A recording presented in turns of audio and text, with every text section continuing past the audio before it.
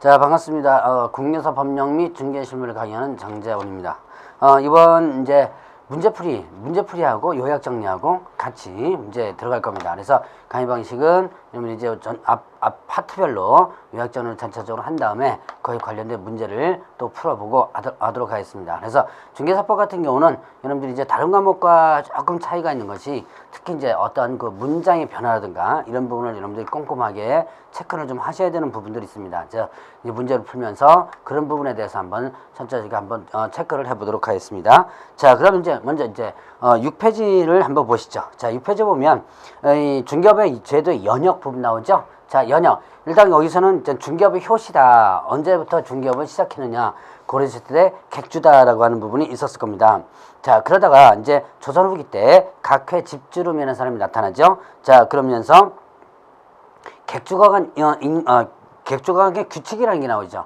객주각의 규칙은 일단 중개업에 관한 최초의 법령이다라고 볼 수가 있고요. 자, 이제 규제가 되기 시작합니다. 조선 후기, 조선 만렵 때 객주각 인가제가 나오게 되고, 자, 그다음에 이제 그 1961년도는 신고제가 나타나게 되죠. 자, 그리고 이제 부동산 중개업법이 1983년도에 나타나면서 허가제로 나왔다가 지금 현재는 등록제로 나타난다는 거 먼저 구분해 보시고요. 자, 이제 공인중개사법령의 성격을 보면, 자, 공인중개사법은 부동산 중개에 있어서는 기본법적 일반법적 성격이다. 즉, 부동산 중개는 기본적으로 공인중개사법이 적용된다라고 볼 수가 있고요. 자, 그다음에 이제 두 번째는 민법 또는 상법에 있어서는 특별법적인 성격이다라고 볼 수 있죠. 자, 그래서 특별법 성격이라는 것은 부동산 중개는 기본적으로 공인중개사법이 적용되고 그냥 관련 규정이 없을 때 뭐가 적용된다.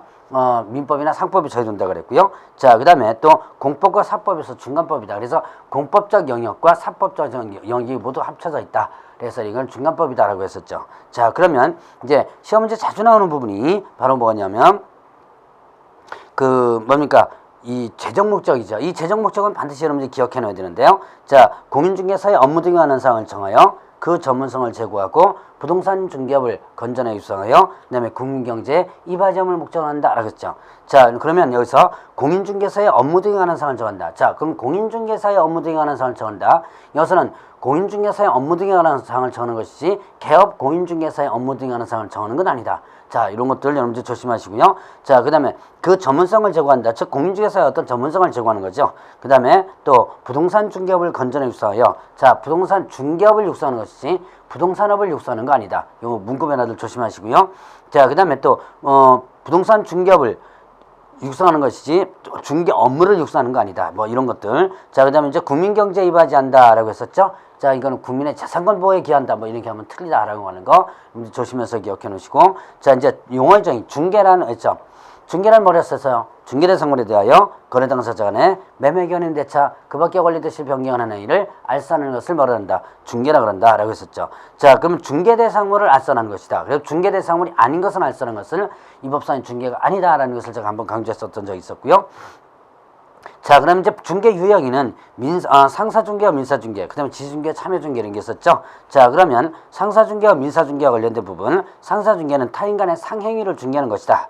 라고 해서 일반적으로 이제 상인이라고 그랬죠. 자, 그러면 민사중개는 상사중개 이외의 것을 중개하는 것으로서 뭐가 된다? 바로 부동산 중개는 어디에 해당된다? 민사중개에 해당된다는 거 주의를 하라 그랬죠. 자, 그 다음에 지중개와 참여중개가 있는데요. 자, 지중개는 단순한 소개만을 목적으로 보수받는 거. 그래서 지중개 대표적인 형태가 부동산 전시업이었다라고 했던 거 제가 한번 얘기를 해드린 적이 있었습니다. 참여중개는 일단은 적극적 개입으로서 거래가 성사되지만 보수를 받는 것이다 라고 했었죠. 자, 그 다음에 자, 중개와 교별되는 개념으로서 볼 수 있는 것이 있었습니다. 자, 위임, 고용, 대리, 현상광고, 도급 이런 것들인데요.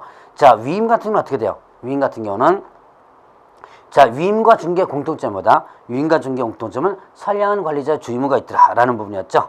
자, 그럼 위임은 어떻게 한다? 신뢰관계를 기초로 한다. 자, 그러나 중개는 신뢰관계를 기초로 하지 않는다라는 부분이었고, 위임은 무상위 원칙이지만 자, 중개는 유상위 원칙이다. 이런 공통점과 차이점이 있더라. 자, 고용은 타인을 위해서 노무를 제공하는 하나의 공통점입니다. 중개랑 고용이 있어서. 그러나 차이점을 본다면 일단은 그 고용 같은 경우는 어떻게 돼요? 일의 완성과 무언에 보수받지만 중개는 일의 완성되지 못 보수받는다. 그래서 고용은 지시를 받지만 중개는 지시를 받지 않은 독자적 행위다. 이런 차이점이 있었죠.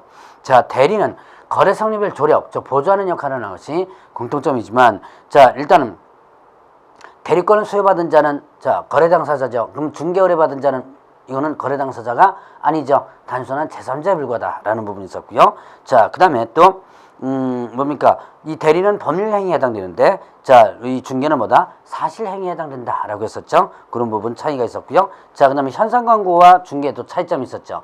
자, 현상 광고와 중개 공통점은 뭐였어? 일의 완성에 있어 좀 보수받는 것이 하나의 공통점인데, 자, 차이점은 현상 광고 같은 경우는 불특정 다수인에게 청약을 하는 건데, 자, 중개는 특정인에 청약을 한다라는 부분이 있었고요. 자, 그다음에 이제 도급과 그다음에 중개에 비교되는 부분, 도급과 중개의 공통점은 그건 뭐다? 일의 완성에 있어주면 보수받는다. 그러나 차이점은 뭐다? 자, 일단 도급 관계에서는 수급인은 일의 완성 의무가 있고 도급인은 수령 의무가 있는데, 자, 이 중개는 그렇지 않다는 얘기죠. 그래서 중개와 관련해서 일 받는 개업중개사는 일의 완성 의무가 없고 의뢰인은 수령 의무가 없다라는 거, 그런 차이점이 있었다 그랬죠. 자, 그런 것들 여러분 구분해 보시고요. 자, 이제 공인중개사는 뭐 했었어요? 자, 이건 두 번째 용어죠. 공인중개사는 이 법에서 공인중개사 자격을 취득한 자가 바로 공인중개사다라고 했었죠. 자, 그러면 이제 중개업이란 뭐 했죠? 자, 중개업이란 다른 사람의 의뢰에 의하여 일정한 보수를 받고 중개를 업으로 행하는 것. 자, 다른 사람의 의뢰 일정한 보수 중개를 업하는 부분 주의를 해보시기 바랍니다. 자, 그 다음에 이제 개업공개서는 이 법에서 중개사무소 개설 등록한 자를 뭐라 한다? 개업공개서라 한다. 자, 그러면 이 개업공개서는 중개사무소 개설 등록한 자인데, 자, 그러면 여기서 보시죠. 이 개업공개사에는 자, 법인인 개업공개사하고 공인중개사인 개업공개사, 그 다음에 또 부채기한 개업공개사였죠. 이때 법인인 개업공개사는 뭐가 있었다? 여러분들 일반 법인과 특수법인이 나눠진다. 자, 일반 법인 같은 경우는 어떻게 돼요? 일반 법인 같은 경우는 일단은 여러분들이 자, 등록 기준 맞추어서 등록한 법인 일반 법인이라고 그러고, 특수법인 뭐예요? 다른 법률에 의해서 중개업을 할 수 있는 법인, 이걸 뭐라 한다? 특수법인이다 라고 한다 그랬죠.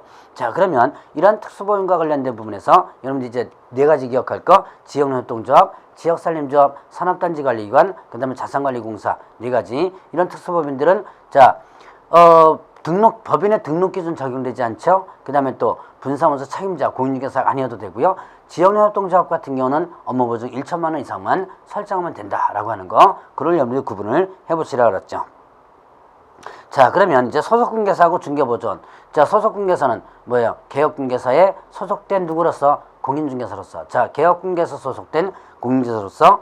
자, 여기서는 업무를 직접 수행할 수도 있죠. 그 다음에 업무를 보조할 수도 있다라고 했었죠. 업무를 수행하거나 보조하는 자. 그러면 이때 소속공개사는 뭐도 포함된다? 공인중개사인 사원임원. 자, 법인에 있어서 공인중개사인 사원임원까지도 포함된다라고 하는 거 구분을 해보시라고 그랬고요. 자, 그러면 이제 중개보조는 있죠. 자, 중개보조는 뭐가 아니에요? 공인중개사가 아닌 자로서, 자, 공인중개사 아닌 자로서 개업공개 소속되어 중개대상물에 대한 현장 안내 일반 사무 등 개업공개사의 업무 중개업과 관련된 단순한 업무를 뭐하는 자? 보조하는 자. 자, 그러면 소속공개사하고 중개보조의 차이점. 일단은 소속공개사는 업무를 수행할 수 있지만 중개보조는 업무를 수행할 수 없다라는 거. 이런 것들 차이점이 있었죠.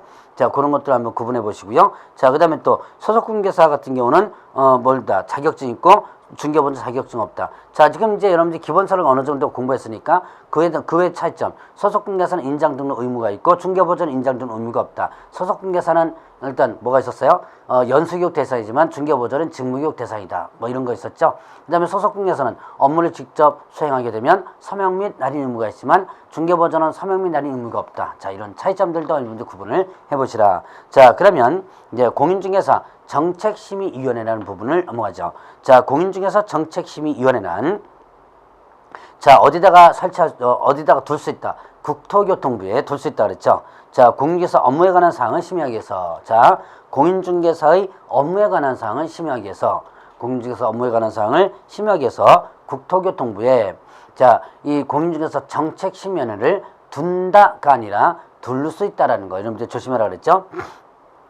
그리고 공인중개사 정책심의위원회 구성 운영 등에서 필요한 사항은 뭘로 정한다? 대통령령으로 정한다라고 했습니다. 자, 그러면 일단 심의사항을 보면 공중변손 이렇게 했었죠. 공중변손 심의사항. 자, 공인중개사 자격취득에 관한 사항이라든가, 그 다음 중개업 육성, 그 다음에 또 중개보수 변경, 손해배상 책임 보장. 자, 요거 네 가지. 여러분들 심의사항 여러분들 기억해 놓으시고요. 자, 특히 공인중개사 자격취득에 관한 사항에 대해서는 자, 일단 심의사항 중에서 공인중개사 자격 취득에 관해서는 누가 따라야 된다?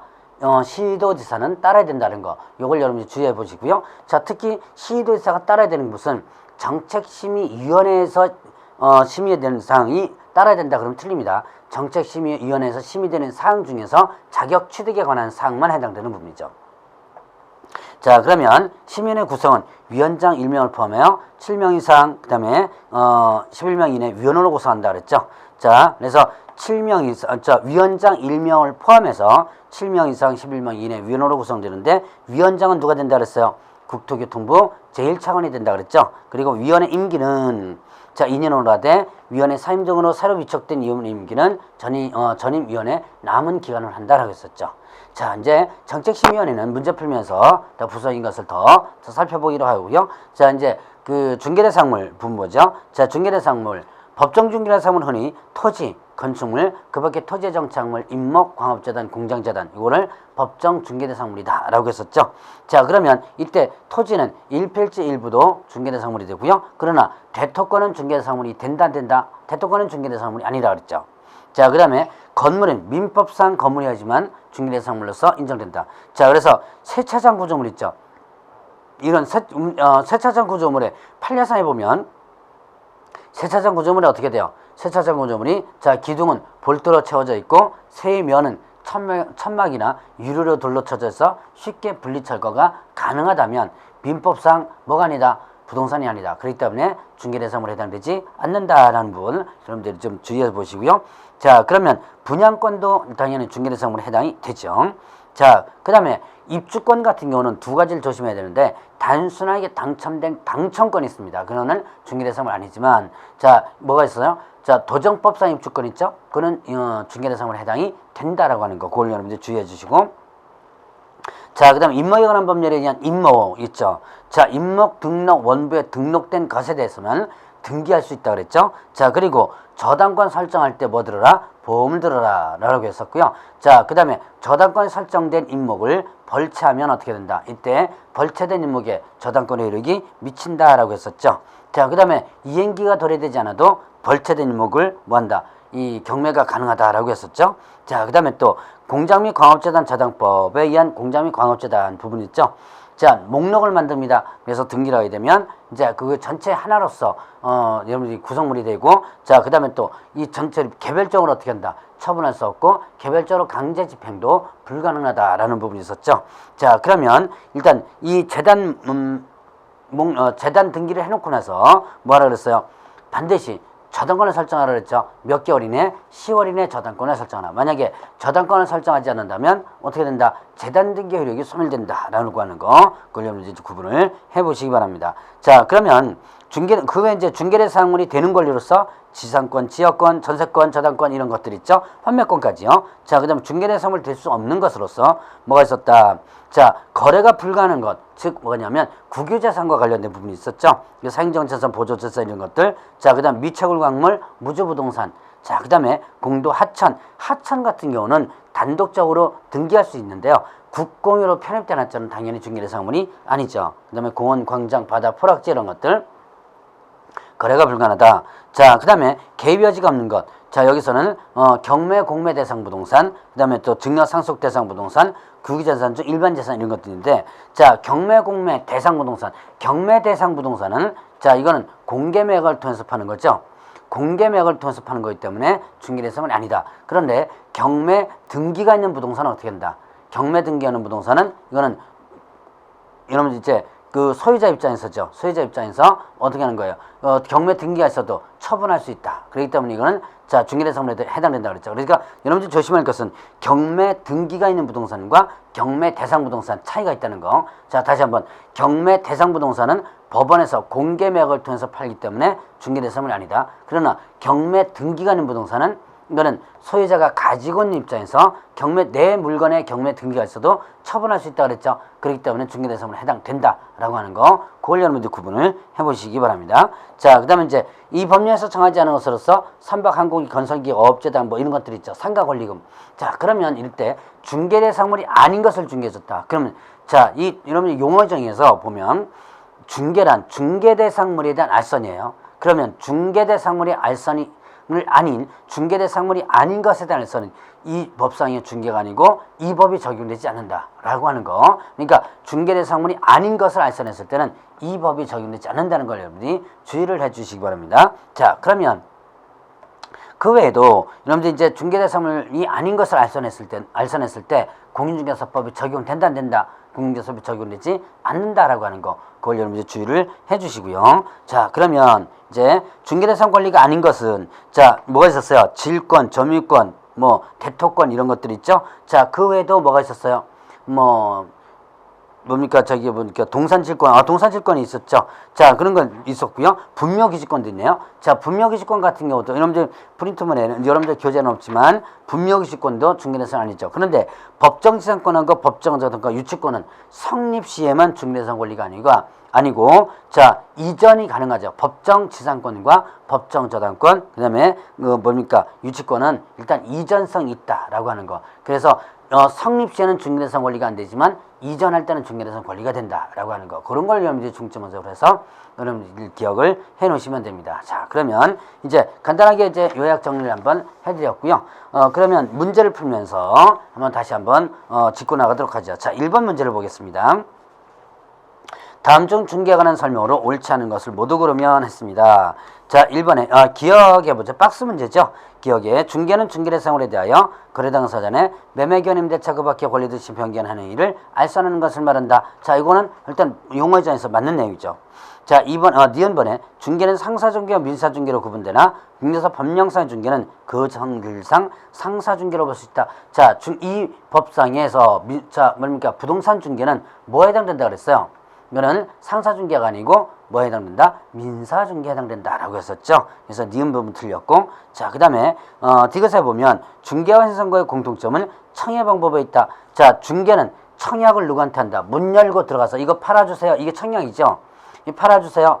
그럼 이거 팔 거니까 살 사람 소개시켜주세요 라는 게 청약입니다. 청약을 특정인에 하는 거예요. 그런데 현상 광고는 어떻게 한다? 제가 아마 기본 강의할 때 현상 광고를 아마 이거 얘기 들었을 거예요. 아마 그 전봇대에 강아지 찾는 광고 예를 한번 들었을 겁니다. 자, 우리 집 강아지 찾아주세요. 붙여놓습니다. 그 다음에 뭐 50만 원 드리겠습니다. 반드시 유상이어야지만 된다 그랬죠. 근데 청약을 누구한테 한다? 전봇대 옆에 지나가는 모든 사람의 청약을 한다는 거죠. 자, 그러니까 그 청약 방법이 공통점이 아닌 뭐다? 차이점으로서 나타나는 부분이죠. 자, 그 다음에 리얼에 공개사법령은 사법적 성질만 가진 것으로 주로 개업공개사와 의뢰인 간의 관계를 의뢰하고 있다. 자, 공인중개사법은 공법적 영역과 사법적 영역으로 구분되어 있죠. 그래서 공법과 사법이 모두 합쳐진 중간법이다 그러죠. 그래서 리을도 틀렸고요. 자, 그 다음에 미음에 보면 공인중개사법령은 부동산에 관한 민사중개를 어부는 데 있어서 일반법적 지혜는 규례라고 할 수 있다. 자, 공인중개사법령은 부동산에 관한 민사중개를 어부는 데 있어서 일반법적 지혜다. 기본법이다. 일반법이다. 맞는 내용이죠. 자, 그러면 옳지 않은 것은 뭐가 된다? 니은, 디귿, 리을 이렇게 되죠. 자, 그래서 옳지 않은 것은 니은, 디귿, 리을. 자, 그래서 틀린 거, 맞는 거를 잘 한번 체크를 해보시기 바랍니다. 자, 그러면 이제 2번 문제로 보죠. 다음 설명은 중개행의 개념과 타 개념을 설명한 것이다. 틀린 것은 했습니다. 자, 1번에 보면 위임은 신뢰관계를 기초로 하지만 중개는 신뢰를 기초로 하지 않는다. 자, 일단은 위임은 신뢰관계를 기초로 한다. 그러나 중개는 신뢰관계를 기초로 하지 않는다. 자, 그러니까 이건 무슨 뜻이었어요? 위임은 아는 사람에게 맡기는 거죠. 그러나 중개는 꼭 아는 사람이라야지만 그 사무실에 들어가는 건 아니죠. 자, 그다음에 2번에 보면 개업공개사가 중개를 의뢰받으면 거래 당사자가 된다. 자, 대리와 비교했는데 중개를 의뢰받을 때는 단순한 제3자에 불과하지 거래 당사자는 아니죠. 대리 행위는 거래 당사자가 되죠. 그래서 2번이 틀렸고요. 자, 그 다음에 3번, 4번, 5번 같은 경우는 일단 여러분들이 맞는 내용이죠. 자, 고용 같은 경우는 어떻게 돼요? 너무 그 자체를 목적으로 보수를 받지만 중개는 일을 완성해주면 보수받는 것이고, 자, 그 다음에 또 4번 같은 경우는 위임은 적극적 사무처리 의무가 있지만 중개는 적극적 사무처리 의무가 없더라. 그 다음에 5번에 보면 위임은 특별한 약자가 없는 무상의 원칙이지만 중개는 유상의 원칙이다. 뭐 이런 것들이 있었습니다. 자, 그러면 이제 그와 관련된 부분에서 여러분들 이제 이게 2번, 3번, 4번 같은 경우는 이제 중개 행위와 관련된 특징이라든가 다른 개념과 비교되는 부분인데요. 자, 3번에 보면 다음 중 공개사의 중개행위에 관한 법률적 설명으로 틀린 것은 했습니다. 자, 그러면 요거는 이제 틀린 것만 보자. 기억에 보면 개업공개사의 중개행위는 대리행위로 법률행위다. 대리행위는 전혀 별개죠. 그래서 법률행위에 해당되지 않고 중개행위가 대리행위가 될 수는 없죠. 자, 그 다음에 자, 리을에 보면 개업공개사 중개는 고용의 유사함으로 의뢰인이 지시를 받는다는데, 자, 고용은 윗사람의 지시를 받는데 중개는 지시를 받지 않는 독자적 행위에 해당된다 그랬죠. 자, 나머지는 맞는 내용이죠. 자, 그러면 4번 같은 경우 보죠. 자, 이제 중개에 관한 설명으로 틀린 것은 있는데, 자, 1번에 보세요. 중개와 도급의 공통점은 수령 의무와 일의 완성 의무가 있다는 점이다 라고 했습니다. 자, 그러면 중개와 도급의 이건 공통점이 아니고 오히려 차이점이죠. 중개는 수령 의무, 완성 의무가 없죠. 그러나 도급은 자, 수령 의무와 완성 의무가 있다는 부분이 그 차이점으로 나타나는 부분이죠. 자, 그래서 그런 부분들 여러분들 주의해서 보시고요. 자, 그러면 5번 문제로 넘어가겠습니다. 자, 중개에 대한 설명으로 틀린 것은 했습니다. 자, 중개계약은 낙성계약이고 뭐가 된다? 분료식 계약이죠. 자, 낙성계약, 의사의 합치만으로서 계약이 성립되고 특별한 요식행위가 없어도 효력이 성립되는 낙성계약, 분료식 계약이다. 자, 그러면 이번에 보면 자, 중개계약 시 보수를 약정하지 않고 거래계약을 성사시켰을 경우라도 자, 개업공개사는 의뢰인에게 중개보수를 청구할 수 있다. 자, 그러면 어떻게 돼요? 일단은 의뢰인에게 보수를 청구할 수 있는데 이거는 특별한 약정이 없어도 당연히 보수 청구할 수 있는 부분이죠. 자, 그 다음에 3번에 보면 중개는 재산상의 사실행위이며 부동산의 교환 매매 임대차 등의 계약을 중개하는 민사중개다. 자, 사실행위고 민사중개에 해당된다 그랬죠. 자, 그 다음에 금전 소비대차에 부수하여 저당권 설정에 관한 행위의 알선을 어불하는 경우에도 중개업에 해당된다. 자, 여러분들 이제 이거는 부수적으로 여러분들 좀 설명을 해야 되는 부분인데, 기본 강의할 때 제가 한번 좀 강조했던 부분 중에 하나예요. 자, 금전 소비대차 알선에 부수하여 자, 금전 소비대차 알선에 부수하여 뭐를 자, 저당권 설정 행위를 뭐했다? 행위를 알선했다. 자, 금전 소비대차 알선에 부수하여 저당권 설정 행위를 알선했다. 그러면 이거는 뭐가 된다? 중개에 해당되고, 이것을 갖다가 만약에 설정 행위를 업으로 했다면 뭐가 된다? 이때는 중개업에 해당된다라고 했었죠. 자, 그래서 이거는 금전 소비대차 알선 자체는 어떻게 돼요? 금전 소비대차 알선은 뭐에 해당되지 않는다? 이 법상의 중개가 아니라 그랬죠. 그러나 금전 소비대차 알선에 부수해서 저당권 설정인을 알선했다. 그럼 결국은 어떻게 돈 빌려주면서 그 목적물에 저당권을 설정한 것을 결국은 알선한 꼴이 됐죠. 그럼 이것은 중개에 해당되고 계속했다면 업에 해당되는 부분이죠. 자, 이거 판례 여러분들 조심하시고요. 자, 그 다음에 5번에 보면 공제사 법령상 지정을 받은 거래정보사업자가 행하는 거래정보사업은 전시중개로 볼 수 있다는데, 거래정보망은요 개업공개 사이에 서로 정보를 교환하는 시스템이지 알선하는 시스템이 아니에요. 자, 이제 다시 한번 거래정보망이라는 것은, 거래정보망이란 뭐다? 거래정보망은 일단은 자, 거래정보 사업자가 행하는 이런 그 거래정보 사업은요 결국 이거는 뭐다? 알선하는 시스템이죠. 알선하는 시스템이 아니라 이게 뭐냐? 그 뭡니까? 서로 정보를 교환하는 시스템. 다시 한번 정보를 교환하는 시스템이지 알선하는 시스템이 아니라는 거. 요걸 여러분들 좀 주의해서 보시기 바랍니다. 자, 그러면 이제 5번이 틀렸죠? 틀린 거 틀린 거 구분해 보시고요. 자, 그러면 6번과 7번 문제는 재정 목적과 관련된 부분인데, 자, 재정 목적 한번 볼까요? 재정 목적 뭐였죠? 자, 머릿속에 재정 목적이 뭔가를 머릿속에 한번 떠올려보세요. 자, 뭐였죠? 이 법은 공인중개사의 업무 등에 관한 사항을 정하여 그 전문성을 제고하고, 그 다음에 부동산 중개업을 건전하게 육성하여, 그 다음에 또 뭐한다? 국민경제 이바지함을 목적으로 한다 그랬죠. 자, 그러면 여기서 가장, 자, 6번 같은 경우는 재정 목적과 가장 관계가 있는 것은 하는 것은 뭐 2번이죠. 자, 2번 같은 경우가 이제 관계가 있고, 자, 나머지는 어떻게 돼요? 업무를 규율한다. 재산권 보호 이거 안 되죠. 그다음에 공정한 중개 질서 이것도 안 되죠. 그다음에 또 개업공개사 적절한 규율 이것도 안 되죠. 자, 이런 것들 여러분들이 조심해 주시고요. 자, 그 다음에 또 공인중개사법의 목적의 명문으로 규정되어 있지 않은 것은, 자, 명문 규정은 규정되어 있지 않은 것은 1번, 3번, 4번, 5번 같은 다 규정되어 있는 내용이죠. 다 이미 제가 얘기했던 거 그대로고요. 2번 같은 경우는 어떻게 돼요? 개업공개사를 적절히 규율한다 이런 내용도 없죠. 자, 그리고 이제 요 두 개에서 또 문구 변화들, 자, 이제 두 개에 대한 부분을 조심해야지만 되지만 여기서 주의할 것도 하나 보겠습니다. 자, 공인중개사의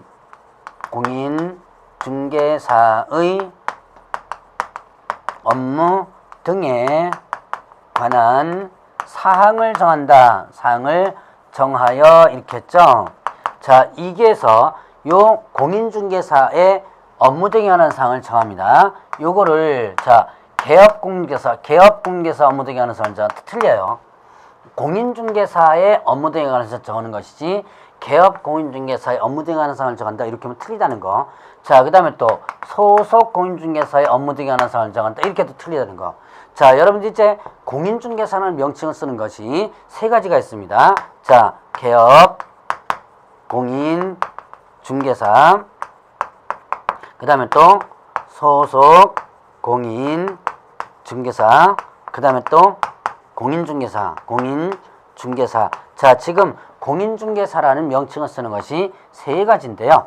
자, 여기에서 여러분들 이제 조심해야 될 것은, 자, 각각 쓰임이 틀립니다. 개업공개사는 개설 등록한 자죠. 소속공개사는 개업공개사 소속된 공인중개사로서 업무를 수행하거나 보조하는 자죠. 공인중개사는 뭐예요? 이 법에서 자격을 취득한 자죠. 자, 각각 쓰임이 틀리기 때문에 이런 쓰임에 따라서, 자, 예를 들어서 공인중개사는 해야 될 걸 앞에 개업공개사는 이건 틀리고요. 개업공인중개사는 해야 될 걸 갖다가 만약에 개업자 빼고 나오면 틀리다는 얘기예요.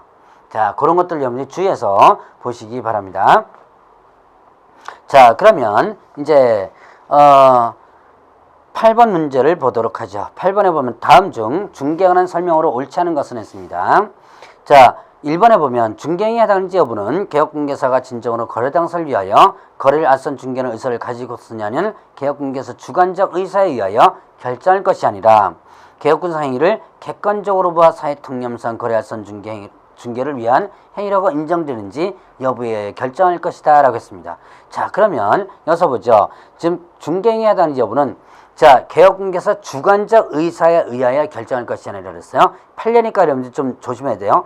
자, 이때 개업공개 주관적 의사라는 것은 뭐냐? 중개행위에 대한 여부는 개업공개사가 진정으로 거래 당사를 위하여 거래를 앞선 중개는 의사를 갖고 쓰느냐 하는 요겁니다. 갖고 쓰느냐는, 자, 개업공개사가 진정으로 거래 당사자를 위하여 거래를 앞선 중개를 하려는 의사, 요까지가 뭐냐면 주관적 의사예요. 그러니까 이런 그 주관적 의사에 결정할 것이 아니라 개업공개사 행위를 객관적으로 봐서 결정한다. 그러니까 자, 위에 주관적 의사에 결정할 수 있는 이 문장이 없이 그냥 위에 것만 가지고도 문제가 나와요.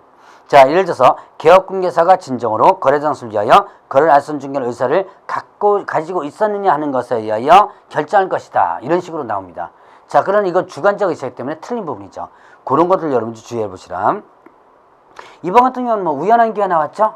우연한 기회가 나왔으니까 이건 당연히 업이 아니다. 그 다음에 3번 같은 경우는, 자, 금전소 밑에 알선의 부수하에서 이루어졌죠?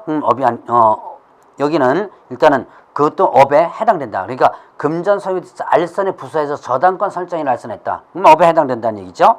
자, 그 다음에 중개는 4번은 그 중개 용의 정의를 그대로 설명한 것이고요. 자, 5번 보시죠. 다른 사람의 의뢰에 의하여 일정한 보수를 받고 저당권 설정에 관한 행위 알선을 업을 하는 것은 중개에 해당되지 않는다. 자, 그럼 결국 어떻게 되는 거예요? 자, 여기서는 일단은 저당권 설정에 관한 행위 알선을 업으로 딱 했죠. 그럼 당연히 어떻게 한다? 중개업에 해당이 된다라고 볼 수 있는 것이죠. 자, 이번 시간은 여기까지 하고 다음 시간에는 9번부터 문제를 풀어나가도록 하겠습니다.